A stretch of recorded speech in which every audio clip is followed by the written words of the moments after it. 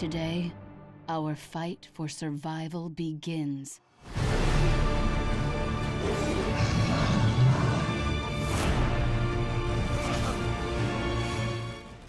Hello there, Seraphim17 once again. This is my Extinction 3-star walkthrough. We're on Chapter 6, it's called Taking Stock, and this is the first randomly generated mission. So this is either the best thing about the game or the worst, depending on your perspective and what you enjoy. And the particular criteria that I got is we have to kill Revenai, so we have to kill a bunch of giants, and I believe my bonus objective was potentially towards destroying the armor, right? Yeah. I have to destroy 16 pieces of armor. That sounds like a lot, but when you bear in mind just where the enemies have armor and how much armor it is, it's not too bad. The best thing to bear in mind with this is you want to always break the shoulder pads. The shoulder pads are always the easiest to break, regardless of what kind of armor it is, because they only take about 1 to 2 hits, depending on how powered up your sword is. This is going to be dangerous. There we go, get out of the way of the slam. That can be quite tricky as well, guys. In the game, you have the ability to glide, but the glide half the time puts you in the range of the enemy's attack, and it can lead to kind of messed up situations. As I try to get the padlock on the other side of him, can't see it, so instead I cut his leg. I'm expecting his arm to come down, but he doesn't have one, so it's enabled me to safely attack his foot. And this is one of the things you'll notice with this game. Whenever you do a rune strike on one of those locks, it usually bounces you out at just the right height to immediately do another one. So you always want to try and hit twice if you can, because it just makes more sense. But now we're on top of him, all his armor's gone, we can deliver the killing shot. It's always the head, it's always the same animation, it never changes, it's kind of crazy. I can't defend it, I can't understand it, I've tried, but it just is what it is. You've kind of got to get with it. But a couple of civilians saved, and the usual flow of combat is what you're going to see here.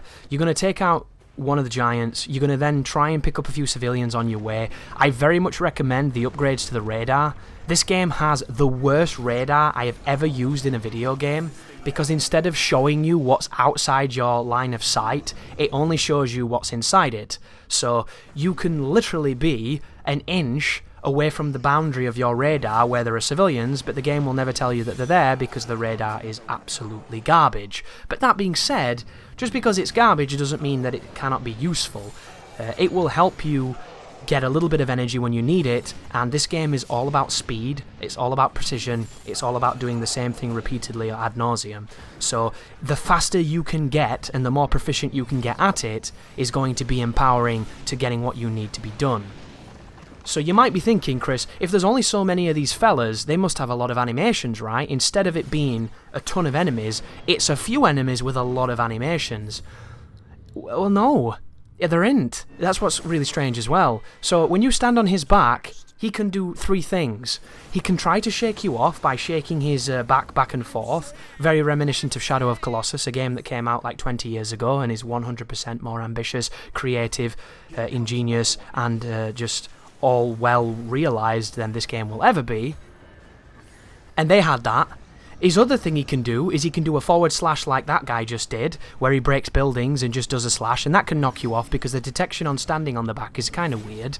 And then the final thing is he tries to pat his back to get you off, which you can drop off the back and then dash into the back and climb back up, or you can fall off the back and then use the belt to zip line back up, or you can kind of jump, dash, and then jump back depending on how you want to play it. There's a whole host of ways you can get around the pat, but if the pat connects fully, you will die, so you need to be aware of it. But it's the only threat you will ever be under when you're on the back of these beasts, because it's the only thing they do. And it leads to confusion.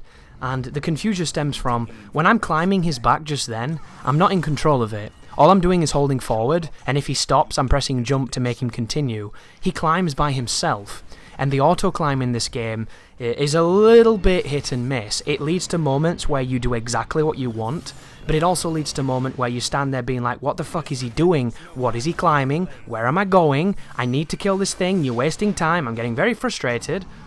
Almost like just then when you get destroyed by things that don't even touch you. That's another feature that you're going to have to learn to understand, because whenever these creatures land, you don't have to touch them. They give off some kind of invisible shockwave that we can all agree is something that should leave video games, as I chop his arm off and then proceed to to bully the back of him. Whenever you do a rune strike, afterwards you can either dash, you can either jump, or you can do another rune strike. They're your options. This is me trying to climb him, and the game's not doing it.